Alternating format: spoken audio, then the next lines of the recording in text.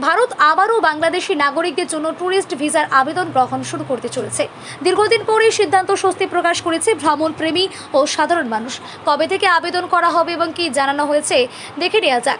বাংলাদেশের দায়িত্ব গ্রহণের পর ভারতের নবনিযুক্ত হাই কমিশনার সাংবাদিকদের জানান, আগামী 26শে জুন থেকেই বাংলাদেশে ট্যুরিস্ট ভিসার আবেদন গ্রহণ করা হবে। উল্লেখ্য, 2024 সালে আগস্টে বাংলাদেশের রাজনৈতিক পরিস্থিতির পরিপ্রেক্ষিতে ভারত সাময়িকভাবেই ভিসা পরিষেবায় কড়াকড়ি আরোপ করেছিল। সেই সময় মূলত মেডিকেল ও জরুরি প্রয়োজনের ক্ষেত্রেই সীমিত পরিসরে ভিসা দেওয়া হচ্ছিল। নতুন সিদ্ধান্ত অনুযায়ী ঢাকা, চট্টগ্রাম, রাজশাহী, খুলনা ও সিলেট বাংলাদেশেরই 5টি ভিসা আবেদন কেন্দ্র থেকে ট্যুরিস্ট ভিসার জন্য আবেদন করা যাবে। এই সিদ্ধান্তকে স্বাগত জানিয়েছেন দুই দেশের বহু নাগরিক। তাদের মতে এর ফলে ভ্রমণ, পারিবারিক যোগাযোগ এবং ব্যবসায়িক যাতায়াত আরও সহজ হবে। বাংলাদেশের নাগরিক খাদিমুল ইসলাম বলেন, এই উদ্যোগ ভারত ও বাংলাদেশের মানুষের পারস্পরিক যোগাযোগ আরও বাড়াতে সহায়ক হবে। দীর্ঘ বিরতির পর ট্যুরিস্ট ভিসা পরিষেবা পুনরায় চালু হওয়াকে ভারত বাংলাদেশ সম্পর্কের ক্ষেত্রে একটি গুরুত্বপূর্ণ পদক্ষেপ হিসেবে দেখছে অনেকেই। এখন ব্যাপারটা হচ্ছে যে এটা তো হওয়ারই ছিল, দীর্ঘদিন হয়নি, এটাই দুঃখের ব্যাপার।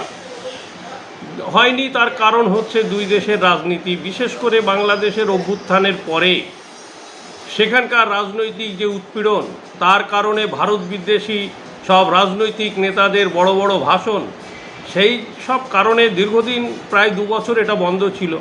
তা বর্তমানে আমাদের দীনেশ ত্রিবেদী সাহেব গিয়ে ট্যুরিস্ট ভিসা চালু করেছে। মেডিকেল ভিসা চলছিল, মেডিকেল ভিসাটা খুব একটা বেশি হচ্ছিল না, সেখানেও একটু জোর দেওয়া উচিত।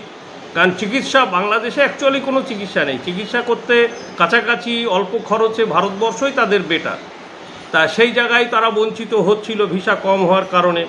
আর বর্তমানে ট্যুরিস্ট ভিসা চালু হচ্ছে, আশা করছি অন্যান্য ভিসাও চালু হবে। দুই দেশের সম্পর্ক ভালো হবে, আর্থিক দিক থেকে আমাদের এই চেকপোস্টের উন্নতি হবে, যেটা আজ 2 বছর স্তব্ধ হয়ে পড়েছিল।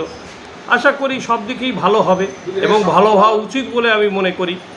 ক্ষতিটা কেমন হয়েছিল 2 বছরের ভিতরে? 2 বছরে ব্যাপক ক্ষতি হয়েছে, বিশেষ করে সীমান্ত কেন্দ্রিক যেসব চেকপোস্টগুলো, তাতে ব্যাপক ক্ষতি হয়েছে। আর্থিকভাবে যেমন সরকারের ক্ষতি হয়েছে, ব্যবসাদারদের ক্ষতি হয়েছে, এইরকম ধরনের ক্ষতি তো হয়েছেই। আপনার নাম? আমার নাম দীনবন্ধু মহলদার। আপনি এখানে কি? আমার এখানে ফরেন কারেন্সির ব্যবসা, গেদে চেকপোস্ট এটা।